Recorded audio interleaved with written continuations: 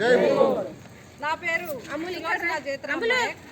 ఈరోజు హన్మకొండ పట్టణంలో గోపాలపురంలో ఈ బంజారాల తీజ్ కార్యక్రమం జరగడం ఎంతో సంతోషదాయకం. ఈ యొక్క పండుగ మా పూర్వీకుల సంస్కృతి సాంప్రదాయాలను గౌరవిస్తూ మేము ఈ పండుగను జరుపుకుంటున్నాము. ఈ పండుగ యొక్క ముఖ్య ఉద్దేశం ఏంటంటే ఈ ప్రపంచమంతా సస్యశ్యామలంగా ఉండాలని, అదేవిధంగా పాడి పంటలు బాగుండాలని మేము ఈ పండుగను జరుపుకుంటున్నాము. మరి ఈ పండుగను ఎలా జరుపుకుంటామంటే పెళ్లి కాని ఆడపిల్లల చేత బుట్టలలో ఈ గోధుమ గింజలను నాటే విధంగా విత్తుతాము.